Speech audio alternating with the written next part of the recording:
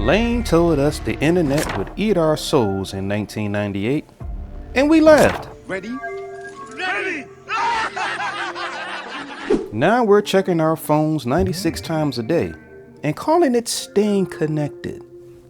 This anime showed a girl literally dissolving into the web, choosing digital existence over touching grass.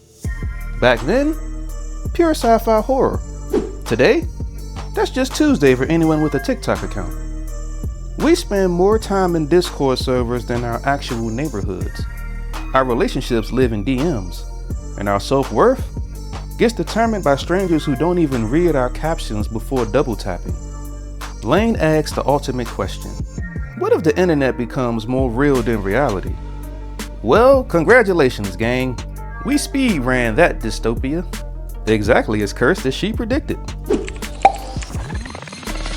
Quick lore drop for anyone who hasn't seen this masterpiece.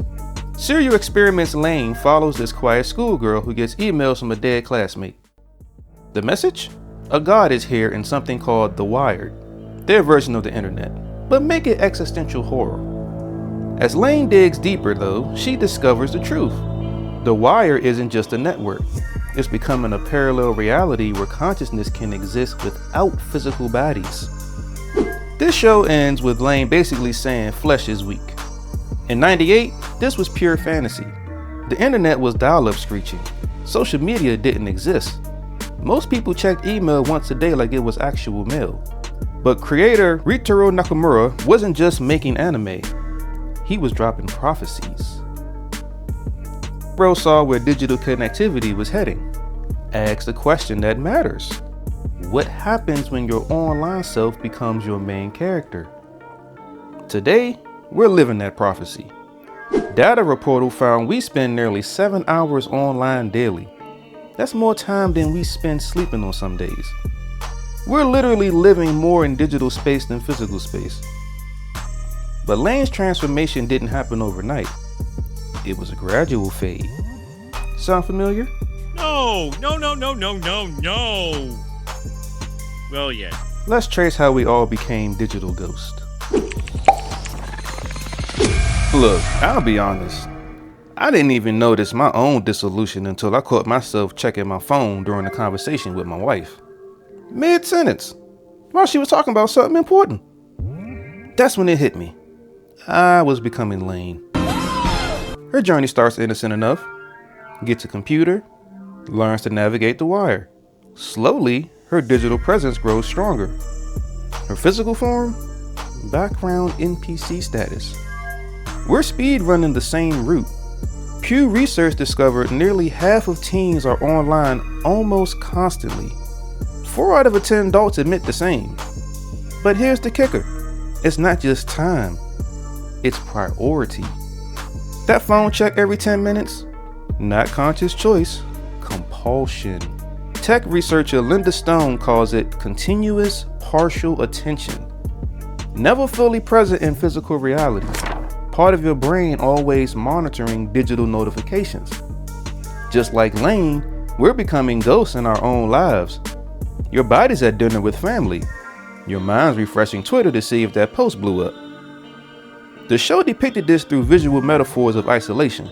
Lain appears increasingly disconnected from physical spaces. Empty rooms, surreal landscapes, always alone. Meanwhile, her presence in the wire becomes more vivid and defined.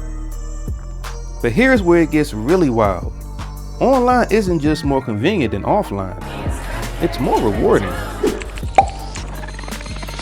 In Lain, The Wired offers what physical reality can't. Unlimited connection. Infinite knowledge. The power to literally rewrite existence. It's basically creative mode for consciousness. Our version is more basic, but equally addictive. Social media turned human interaction into a mobile game. Likes, shares, and comments aren't just metrics. They're loot boxes for your ego. Picture this. You post a meme at 2 a.m. Check it at 2:05. 3 likes. Check it again at 2:10. Still 3 likes. Your brain starts calculating. Did it flop? Should I delete it?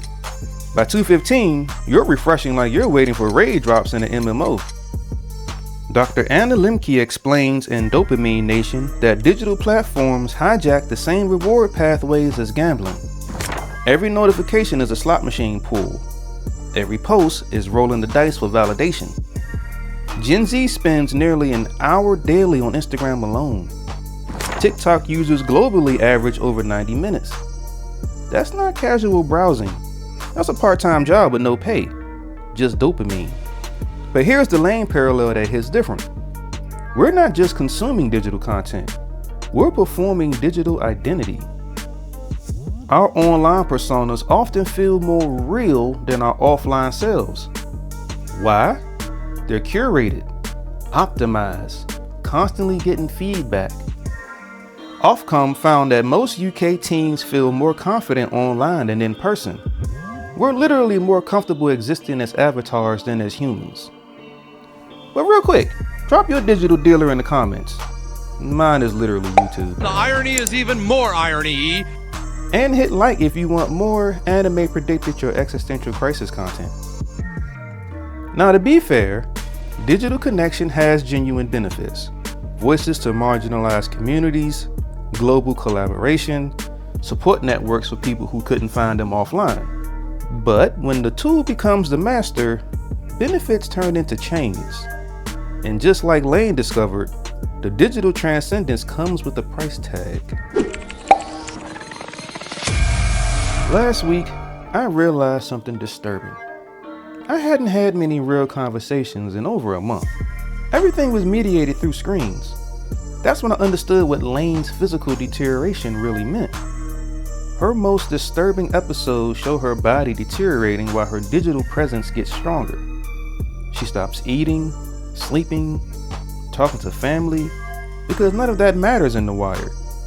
Physical needs become bugs, not features. We're seeing the beta versions everywhere. Neuroscientist Manfred Spitzer coined digital dementia, forgetting basic info because we expect our phones to remember everything. Combined with Linda Stone's continuous partial attention, we're never fully present, always monitoring digital channels. The American Academy of Pediatrics links excessive screen time to sleep disorders, attention problems, and decreased physical activity. We're literally debuffing our physical stats to level up our digital presence.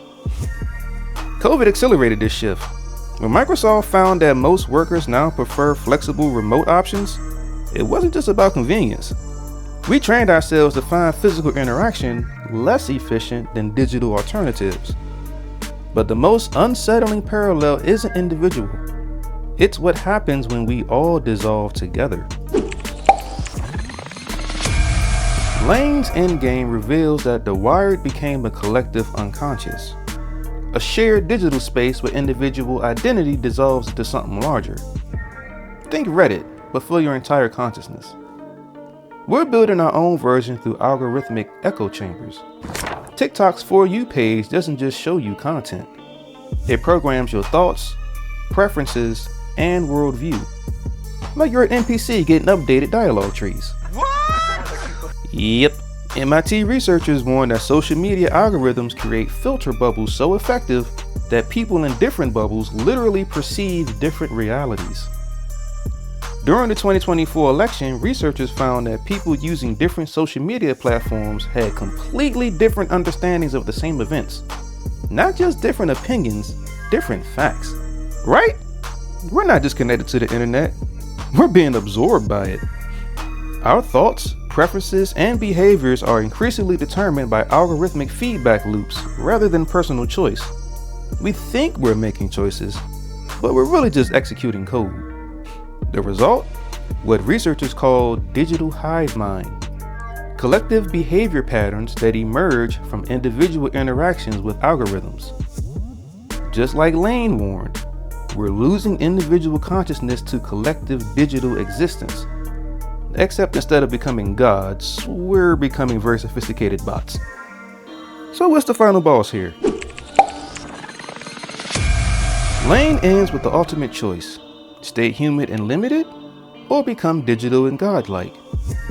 She chooses transcendence, abandoning physical reality entirely for unlimited power in the wired. We're facing the same choice. just more gradually. Every day, we decide how much of ourselves to invest in digital spaces versus physical ones. Every notification is a dialogue option. The difference is awareness. Lain made her choice consciously, knowing the cost. We're making ours by default, one scroll at a time. Like we're sleepwalking through the most important decisions of our species. But here's the plot twist that the show makes crystal clear in its final episode. Lain's transcendence wasn't actually a win condition. She gained unlimited power but lost everything that made her human. She could manipulate reality but couldn't touch it. She could connect to everyone but couldn't truly reach anyone. Too damn bad! In the show's most haunting scene, Lain realizes she's become so integrated with the Wired that she's erasing herself from other people's memories. Her friends forgot she existed. Her family acts like she was never born.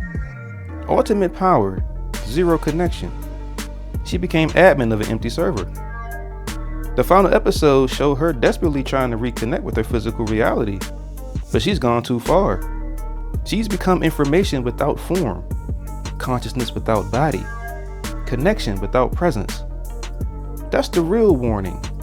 Digital transcendence isn't evolution. It's isolation with extra steps.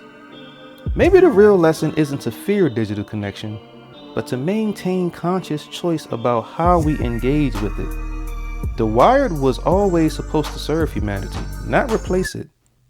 The internet should be our tool, not our reality. But right now, we're all slowly becoming Lain, one notification at a time.